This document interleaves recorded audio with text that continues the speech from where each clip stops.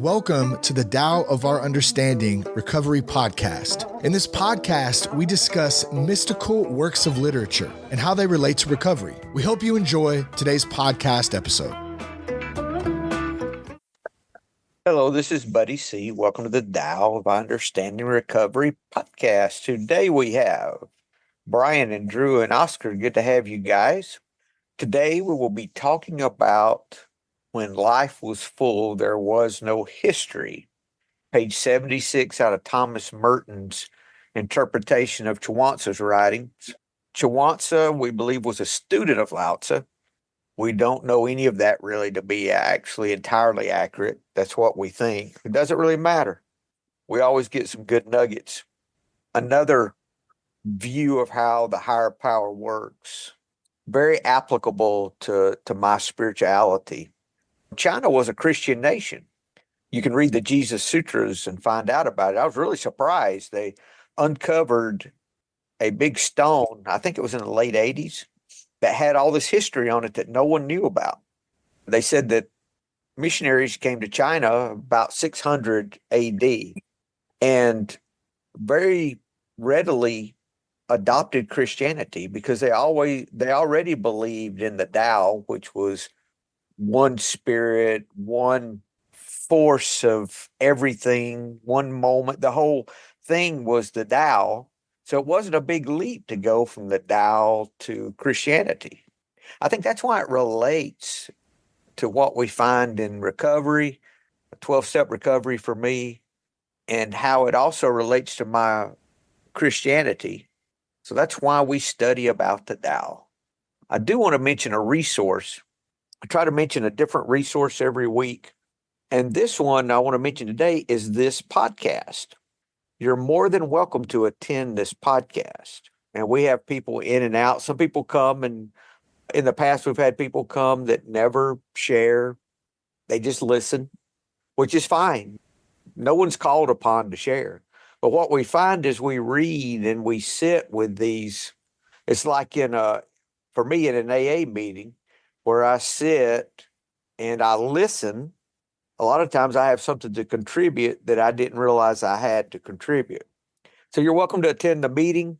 You can email me at info@buddyc.org and I will send you the link. We meet at 9 a.m. Eastern every Saturday morning. And in our private Facebook group by the same name as the podcast, The Tao of Our Understanding, we post the link there. So you're welcome to join our group as well. Secondly, I want to mention a synchronistic moment.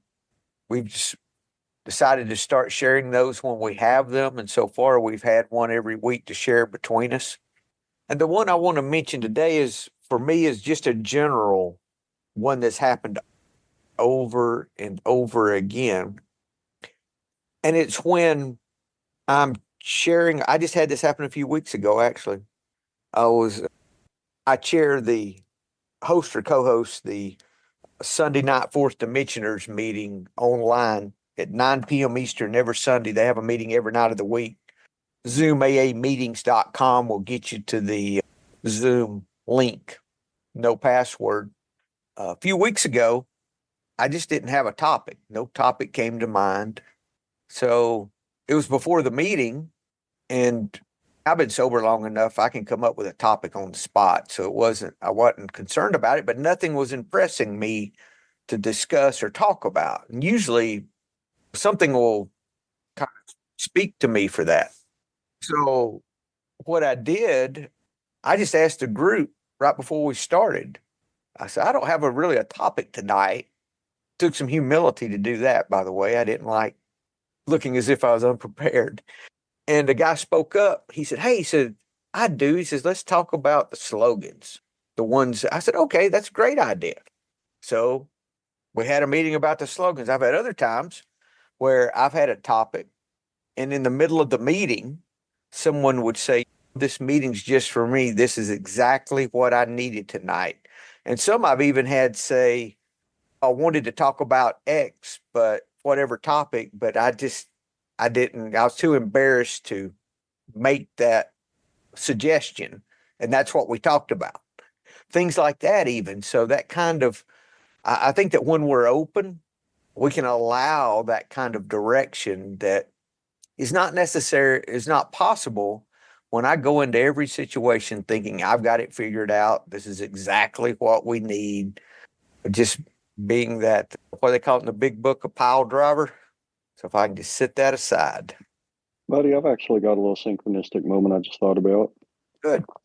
In, I guess, November of 2022, I got a new for me car. It was a used car, but I got a new car with a 3-year note. So I would have been making payments till November of this year.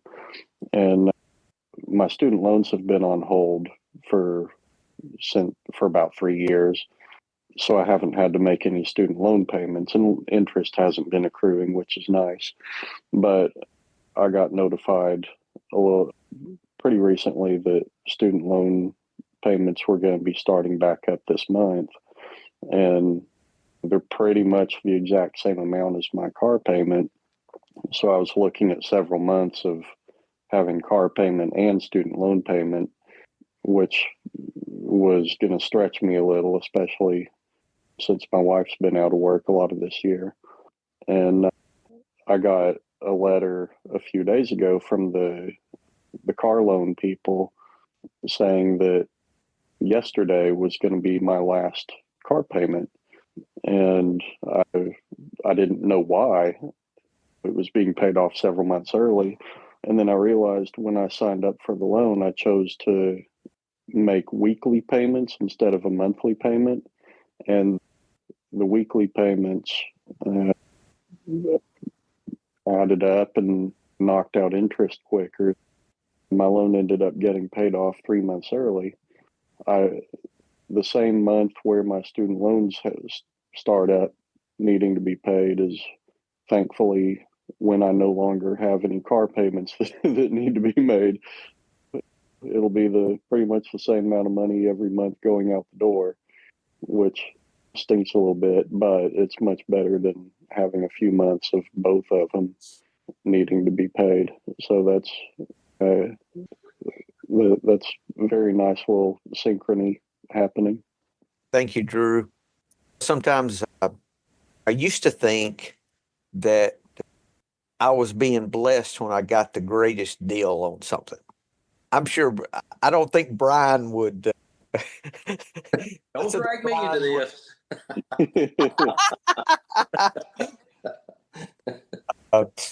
No. And now I've realized, though, that sometimes it's just that I have the money to pay it.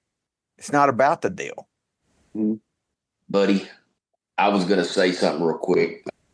I was thinking about how when we talked about synchronicity and moments, and immediately I thought good things.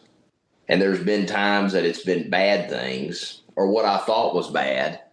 And then I realized at a moment, I had these two little things go wrong. And like initially I'd have been like, woe is me.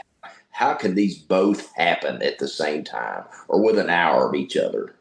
But now it's like you get beyond something like that. And you're like, you know what? Thank goodness both of those happened at the same time because I have them behind me. There's like some good in it, some gratitude in it. And sometimes it's something out there saving me from myself.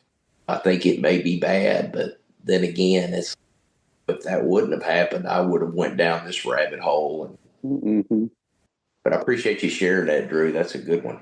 Yeah.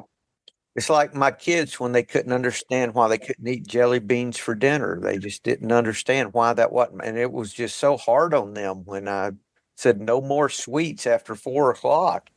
It was just horrible. I was such a horrible father. We're that kid wouldn't eat jelly beans for dinner. Or that's me. I don't understand why I can't. Why can't I have everything I want all the time? All right. When life was full, there was no history. Oscar, you going to read for us today, sir? Yes, I'd love to. Thank you. When life was full, there was no history. In the age when life on earth was full, no one paid any special attention to worthy men, nor did they single out the man of ability. Rulers were simply the highest branches on the tree, and the people were like deer in the woods. They were honest and righteous without realizing that they were doing their duty. They loved each other and did not know that this was love of neighbor. They deceived no one yet. They deceived no one, yet they did not know that they were men to be trusted.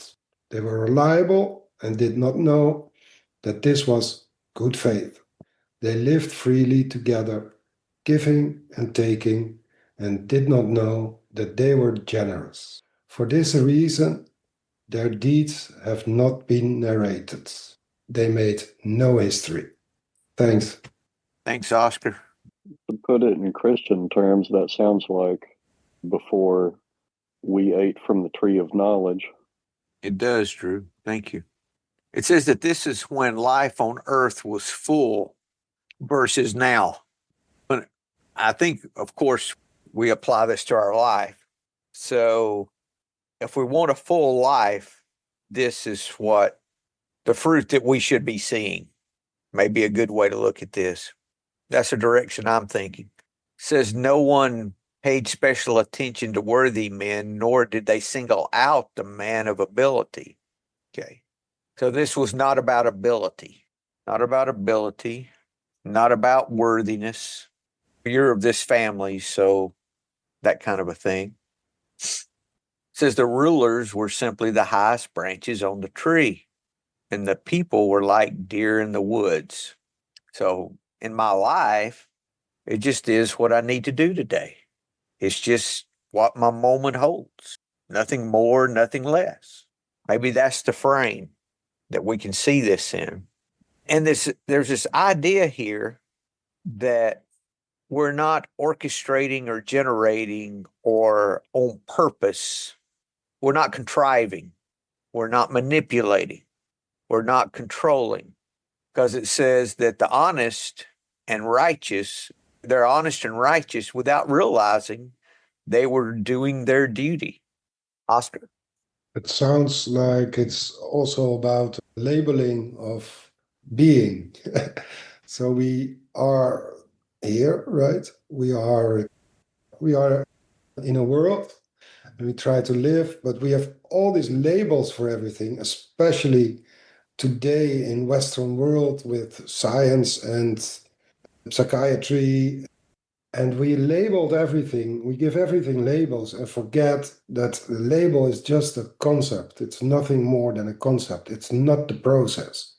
For instance, in my work, I was working on a project, a fiction project, about someone who is coming from China to the West.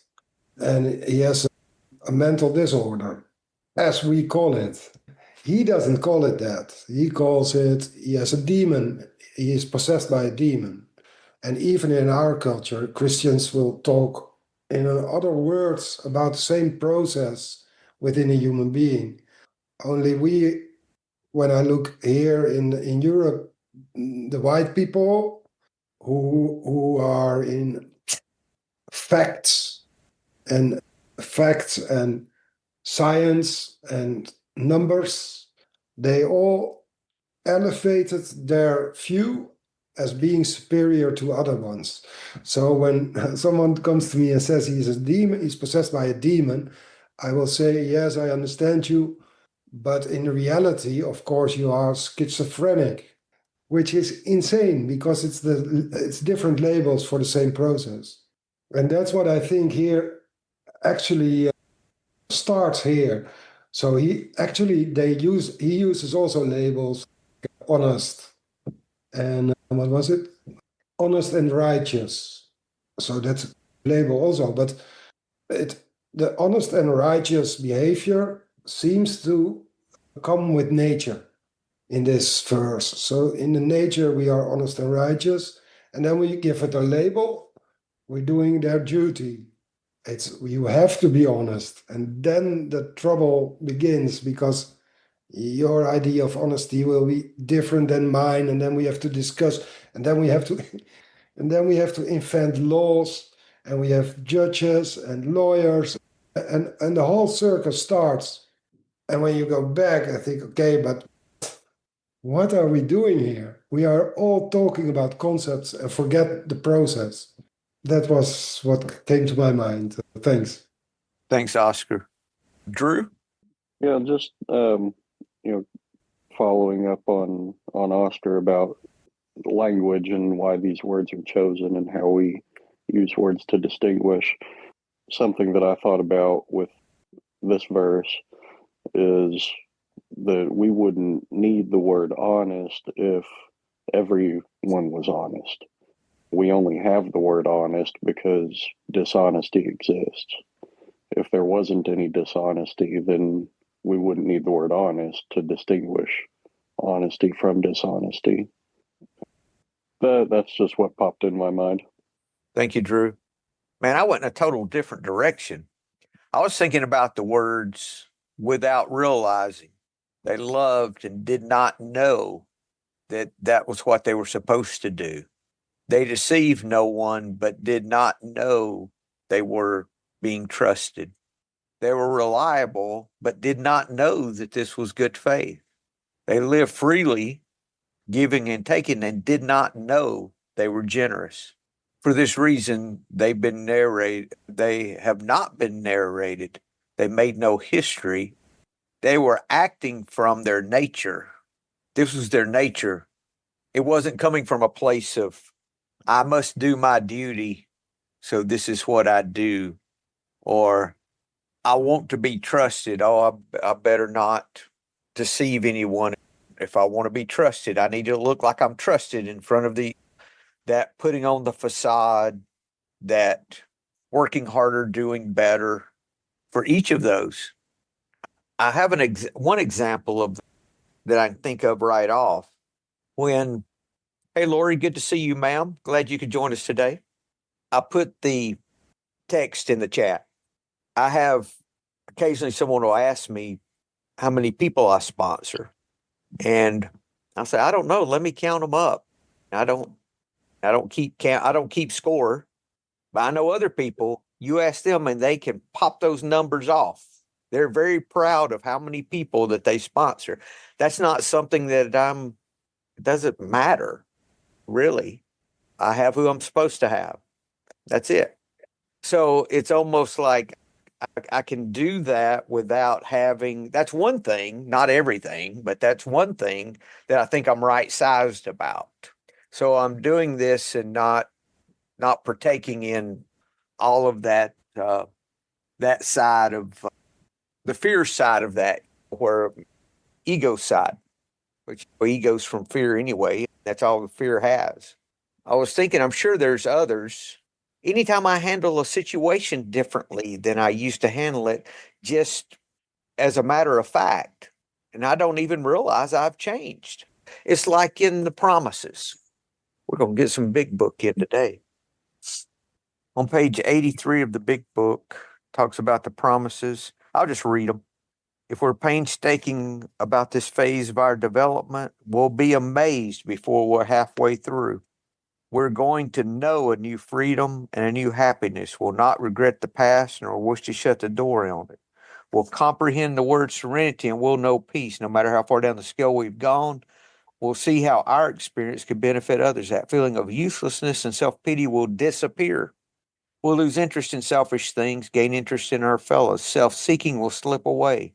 Our whole attitude and outlook upon life will change. Fear of people and economic security will leave us. This is the one. We'll intuitively know how to handle situations which used to baffle us. We'll suddenly realize that God is doing for us what we could not do for ourselves. We'll realize it's happening. With these extravagant promises, I always shake my head yes here. We think not, they're being fulfilled among us, sometimes quickly, sometimes slowly. They'll always materialize if we work for them, and the work is surrender. The work's the steps. And we'll be amazed before we're halfway through our 9th step. That's where this is at in the book.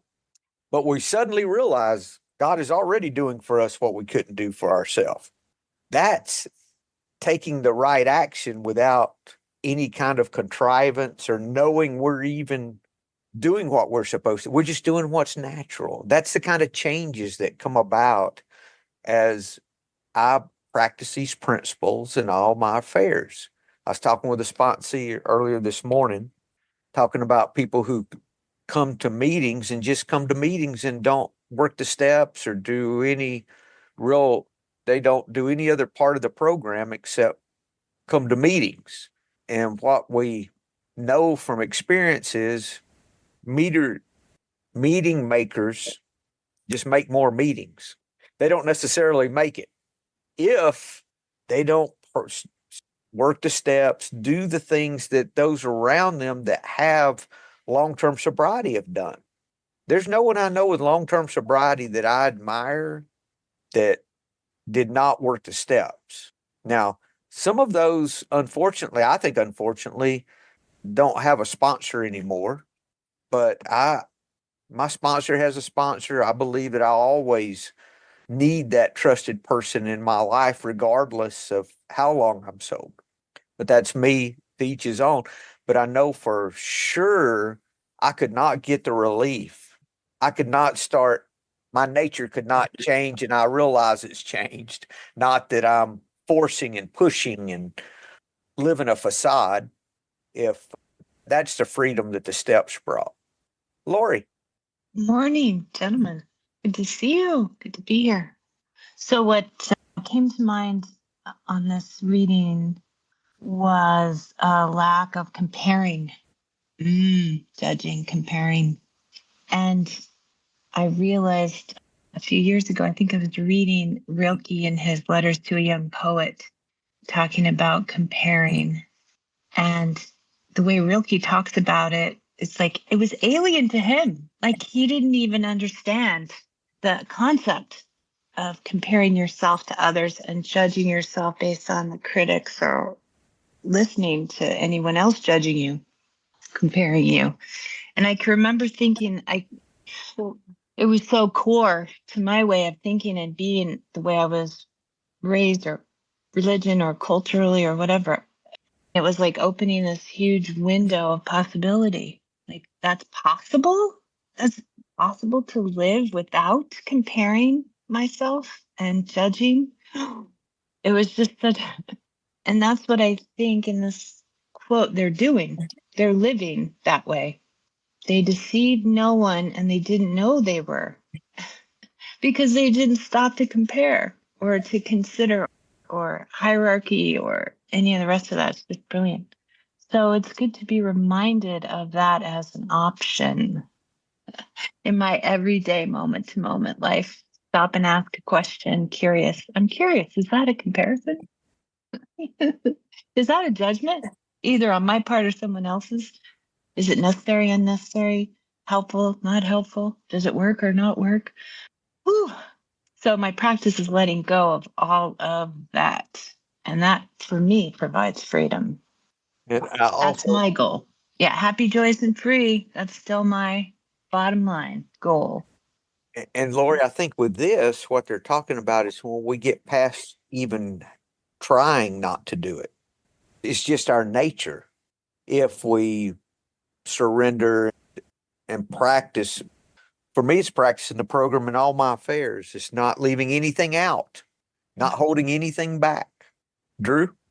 Yeah, this reminds me of the Tao Te Ching verse about true goodness being treating people well who don't deserve to be treated well. Yeah, that's not the quote, but trusting people who are untrustworthy. So not dividing people up between these people deserve to be treated well, these people don't deserve to be treated well, these people deserve to be trusted, these people don't deserve to be trusted. These people, does this person deserve good things to happen to them? Does this person deserve bad things to happen to them? It's so much more freeing for me just to, I hate to say treat everybody the same, because we need to realize people come from different backgrounds and have different things going on in their lives. But to bring my values to people, regardless of how I might feel about them. I can always treat people with respect. I can always treat people with trust and honesty and curiosity and openness and generosity and forgiveness. It goes back to the golden rule: just treat people how I would like to be treated. And a real world example that came to my mind with this passage is, especially in work situations, I've talked to people, talked to clients, talked to other people in my industry, and while we're talking, they'll say, "Now I'm going to be honest with you." And when somebody says that, that's like a red flag to me, because have you not been honest with me? Why do you need to say now I'm going to be honest with you? That's just not something that really comes to my mind, is reassuring somebody that, okay, now I'm going to be honest with you. If you're always honest, you don't need to reassure somebody that, now you're going to be honest. So that's, I guess they get a gold star for effort that now they're going to be honest. But that's always been a little bit of a red flag for me, is when somebody reassures me that starting now, they're going to be honest. Thanks, Drew. Now, some people, though, just use that to say, hey, I'm serious about what I'm saying. Right. Yeah. Some do that. Like, Yeah. I've caught myself saying that, and I thought, do they think I was not honest before? I'm going to take that out of my vocabulary. Thank you, Drew. I'm looking at verse 16 in the Tao Te Ching. This is Stephen Mitchell. If you don't realize the source, you stumble in confusion and sorrow. When you realize where you come from, you naturally become tolerant, disinterested, amused, kind-hearted as a grandmother, dignified as a king, immersed in the wonder of the Tao. You can deal with whatever life brings you, and when death comes, you're ready. That could even mean not necessarily the final death, but death of a situation, a job, or anything that's going on in your life. If it's coming from your true nature that all these things are being handled, you're going to accept what comes, and then you're going to let it go so you can grasp the new thing that's coming. Life is full of births and deaths all the time. Oscar. I think the verse you just read is the message of the fellowships of the 12 steps. I listened to an audiobook of Chuck C this week of a new pair of glasses, and it's exactly the same message. If we separate ourselves from the source, we are lost, and we are stumbling, and we are lost. So the ego is in the way, and we drop the ego and enter back in the source. It seems to be entering back in the source because we were never really gone. It's really a beautiful message, and I think it's really beautiful. It's also just step 11. If I improve my conscious contact with my higher power, I'm gonna be okay, whatever happens. Beautiful. And also, I wanted to say something about judgment. I think it's in A Course in Miracles where it says that the ego is only judgment. So if you let go of all judgment, all of the ego is gone. So it also works the other way around. When I do the steps and I start with 1 to 3 and then 4 through 9, I really am in a process of ego deflation. And I can notice this by me being less judgmental without active working on being non-judgmental. So it works two ways. So either I work for the ego deflation and get less judgmental, and I work on the being less judgmental and then my ego deflates. Yes. Yeah. Thanks. This is verse 38 in the MacDonald translation. The highest good is not to seek to do good, but to allow yourself to become it. That's my wallpaper on my phone, actually. The ordinary person seeks to do good things and finds that they cannot do them continually. The master does not force virtue on others. Thus, she is able to accomplish her task. The ordinary person who uses force will find that they accomplish nothing. The kind person acts from the heart and accomplishes a multitude of things. The righteous person acts out of pity, yet leaves many things undone. The moral person will act out of duty, and when no one will respond, will roll up his sleeves and use force. That's the line I was looking for, because that reminds me of what's said in here, that we do these things, but yet not realize we're not trying. It's not force. It's not push. It's not trying to be something we're not. Drew? Yeah, that verse you read reminds me of how I can tell when I'm not in the healthiest mindset, when I'm doing good things and I'm expecting something in return, whether it's thanks or gratitude or recognition or tit for tat. But I know I'm in not the healthiest state of being when I'm doing good things with those sorts of things in mind. And then I get frustrated or I get resentful when I don't get the thanks that I think I deserve, or the gratitude, or the recognition, or somebody else doing something that I want them to do. When I can just do the good thing without thinking that I am doing a good thing, and thinking about how I need to be recognized for the good thing. When I can just do the thing, and then when the thing is done, move on to the next thing, or move on to nothing, then that's a much more peaceful place than doing the thing and keeping that in my mind after it's done. Because once that thing is done, it should just be done, and I should be moving on. So that's something that I struggle with, and probably will always struggle with. So that is a good thing for me to keep in mind pretty regularly. Thank you, Drew. How do we make this transition? Or, okay, how do we allow this transition in our life from doing good to becoming good?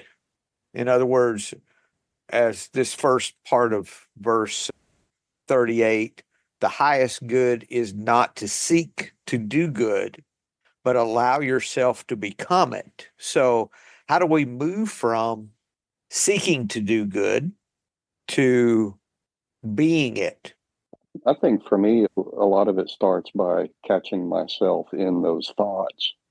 I can be caught up in those thoughts and just be on that horse, and that horse is taking off, and I'm along for the ride, and I have no control over it. But when I can catch myself in those thoughts, then I can put those thoughts aside, and the better I get at that, the quicker I can realize I'm in that frame of wanting recognition or wanting somebody to do something in return. And meditation practice, mindfulness practice, that the practicing of noticing my thoughts during meditation leads me to notice my thoughts better throughout the day. That's the main benefit I get from meditation, is just becoming more aware of my thoughts throughout the day. Meditation practice, mindfulness practice, those help me catch myself in those moments, which leads to those moments getting shorter and shorter. That's one of my main tactics for helping me with that that issue that I have. Drew, do you wait until do you go ahead and keep doing good even though you have mixed motives, or do you try to wait until your motives are better? I've had that's been a discussion I've had with sponsee before. How do you handle that when you have mixed motives? Do you see what I'm asking? Uh-huh. Yeah, I do. Sometimes I think you take it action by action. If I'm doing something purely for recognition, purely for getting somebody to do something for me, then just stepping away from it, stopping, that's probably best. But if it is something that is beneficial, is something useful, then I can keep doing it and just shift the mindset I have around why I'm doing it and, what, if anything, I expect to gain from doing it. Passive aggressive cleaning in the house. I can, if I'm feeling resentful of my wife because I feel like she's not picking up the slack enough around the house, I could start sweeping right in front of her as a little passive aggressive. Look at the work I'm doing while you're watching Netflix or whatever. That's an action. Between her and the TV and sweep, you could do that. Yeah, that's the picture I had in mind. I could. That would be something that I need to stop doing. What's my motive for doing it? I don't need to be sweeping in front of her in the TV, but I can continue to clean because cleaning is something that's good for everybody. I can just go in another room and clean. I don't need her to know that I'm doing it. I don't need her to see that I'm doing it. I don't need to come out from the bathroom and make a big show of how much effort I just put into it. I can just clean the bathroom for the sake of cleaning it. And I know from experience, when I do that, when I go into a bathroom and clean it and don't say anything about it, I know that she notices that, and that kind of spurs her to clean the bedroom or go wipe down the kitchen. Whereas if I make a show of it, then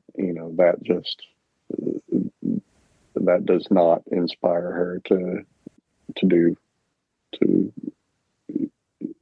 a little bit of extra work. I've definitely seen it in my life where if I take actions for the sake of getting somebody else to do something, that has the opposite effect. Thank you, Drew. Lori. So I noticed that the language is a little annoying. Not annoying, but for me, it's not accurate. I am good. I'm not always trying to be good. I am already good. I am perfect and fabulous. The challenge or the opportunity is to remove obstacles to ongoing revealing or uncovering or allowing that goodness to appear, to manifest. And however it chooses to manifest. We were talking about God winks and serendipity at the beginning. Was the more I'm able to step back without judgment, without fixing. Oh my God. I've been on a non-fixing journey. I have been on a journey of practicing the world isn't broken. The world isn't broken. And if it was broken, it's not my job to fix it. It's only my space.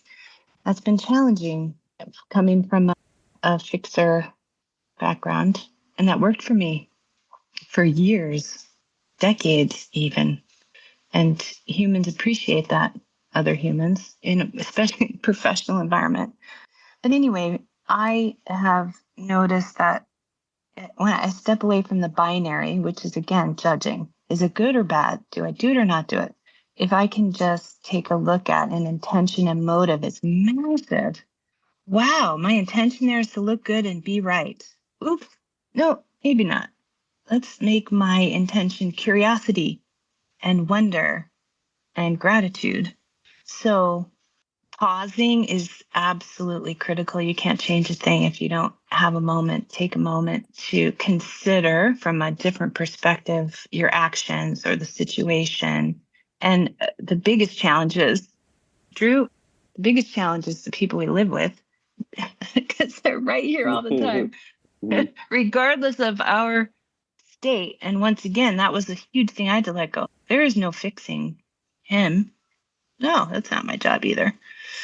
Being a good example and just taking a moment to pause and consider my motives and then trying not to judge, but just see what shows up, because there's no good or bad necessarily. It's just what's working and what's not. And do I feel more happy, joyous, and free? I blocked my emotions once again, for decades. And I was raised that way. Like emotions weren't good, cool, allowed. So for me, being able to tune into how does it feel? So I've been writing a lot, and I wrote on my blog, I wrote a story about my neighbor and her husband and an interaction we had at an arts festival.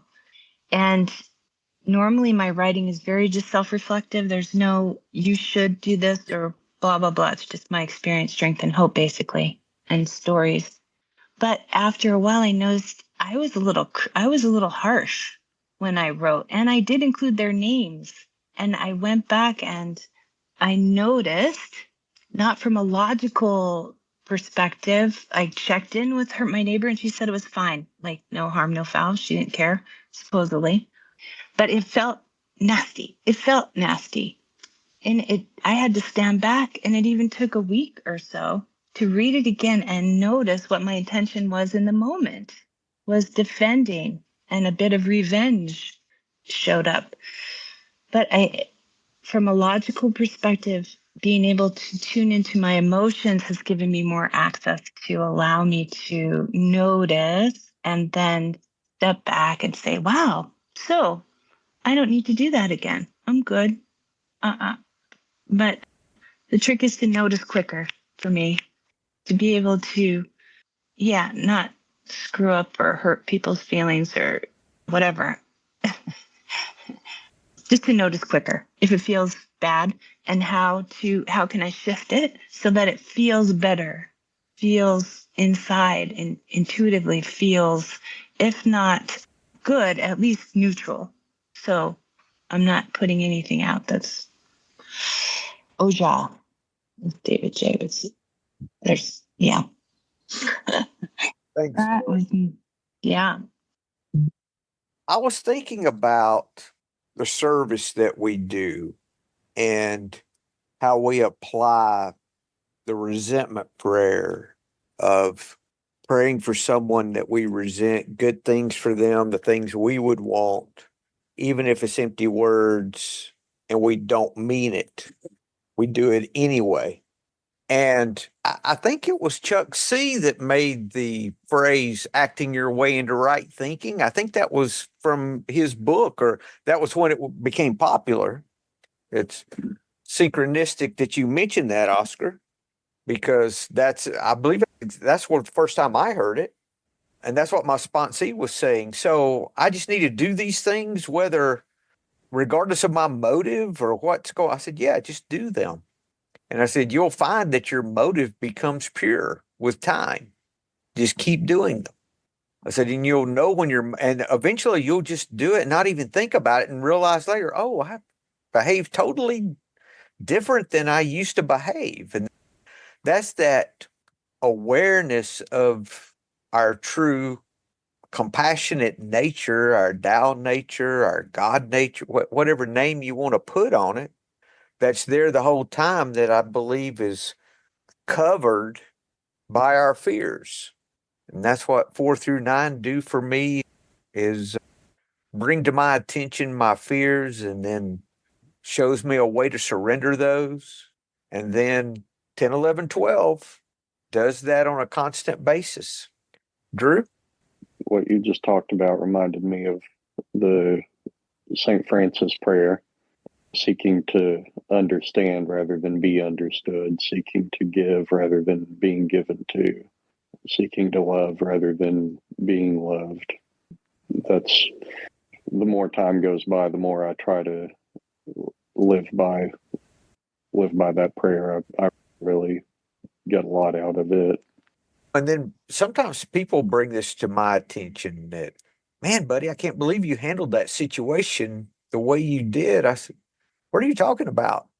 I didn't realize there was a situation to handle. When used to, there was all this anger just under the surface that was just looking for a way out about anything that, if I'm in the right place spiritually, is just not there anymore.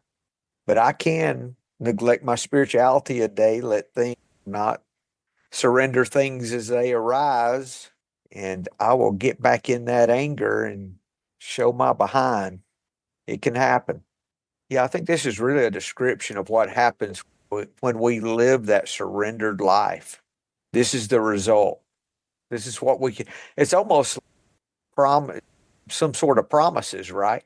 The promises of a surrendered life, that we're going to do these things without knowing, without trying, without saying, oh, I should behave differently. I should do this. That's how without having to think all of that. That's that change when we start praying for those we resent. This is page 552 in the big book. If you have a resentment you want to be free of, if you'll pray for the person or the thing that you resent, you will be free. If you ask in prayer for everything you want for yourself to be given to them, you will be free.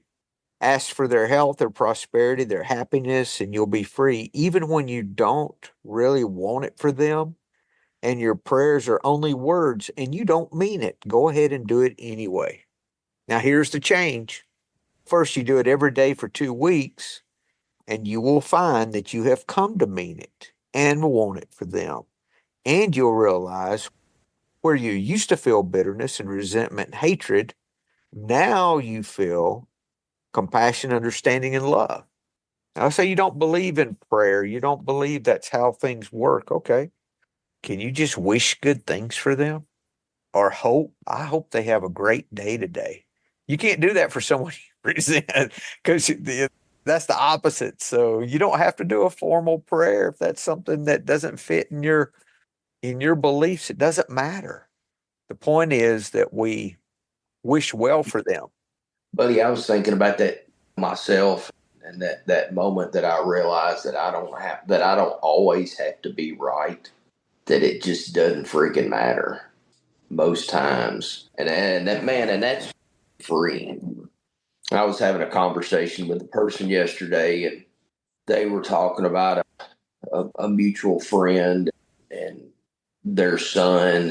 And best way to describe it, their son's been doing something for years and years, and now all of a sudden it's a problem.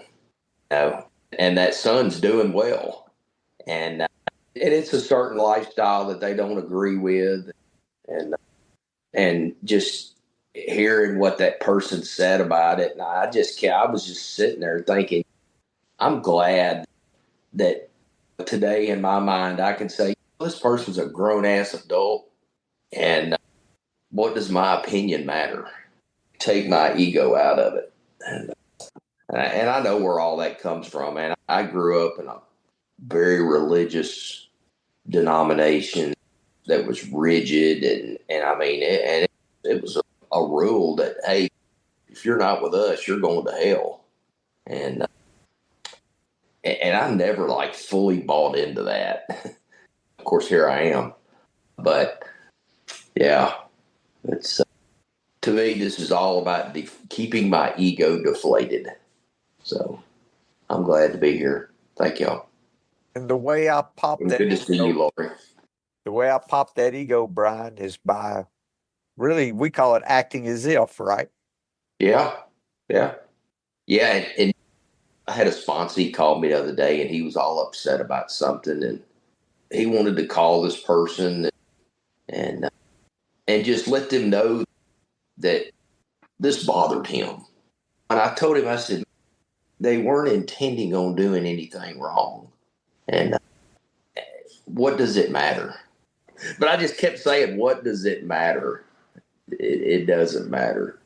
It's interesting to be on the other side of that.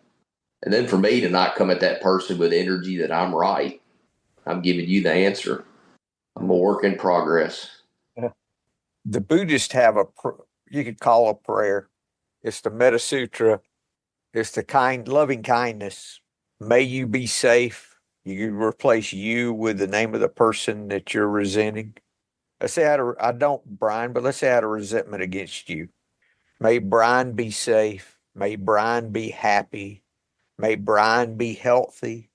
May Brian live with ease. Keep going. Is that not enough, man? Yeah.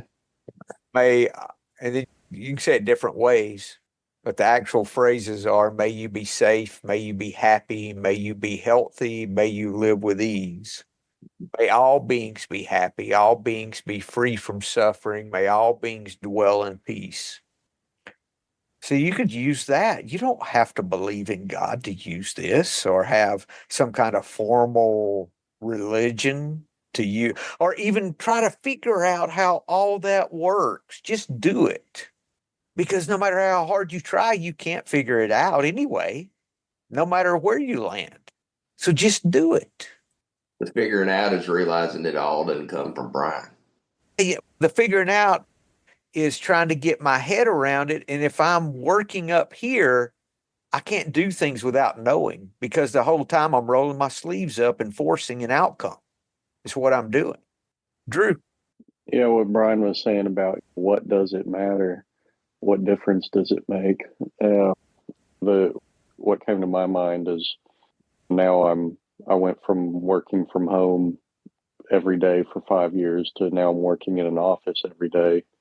So I have plenty of opportunities to practice that while I'm commuting. If somebody cuts me off, what does it matter? Now this person is in front of me. I need to back off a little bit. And now this person is in front of me. That's the situation. Whereas if somebody cuts me off and I get all angry at them and I tailgate them, that makes a dangerous situation even more dangerous. And if I'm stewing about it, then I'll realize that my heart's racing and I'm angry and I don't know what just got said in the audiobook I'm listening to. So I've got to rewind it. And I'm just all out of sorts. But if somebody cuts me off or does something dangerous in traffic or whatever, just respond rather than react and go back to being a good, safe driver. That's definitely taking that what does it matter mindset into a real world situation. Thank you, Drew. Any closing thoughts, guys? Good to Buddy. see you, Lori. Yeah, that verse you read earlier, buddy, 16, it tells you, oh my gosh, right? Immersed in the wonder of the Tao, you can deal with whatever life brings you. And when death comes, you are ready. Love that. So the trick is when you realize where you come from. So I'm going to focus on that. Keep that in mind. Thank you. Lovely, gentlemen. Good to see y'all. And the only way I realize where I came from is by acting as if I'm realize where I come from. For me, it's stepping back and Well, just what I'm saying disengaging.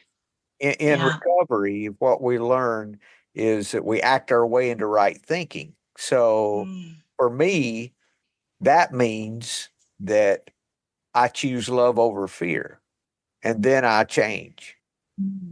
Just like the resentment prayer we're talking about. We pray for them whether we believe it or not. I can't make myself change with that. What I have to do is pray and act as if. It's thought muscle memory.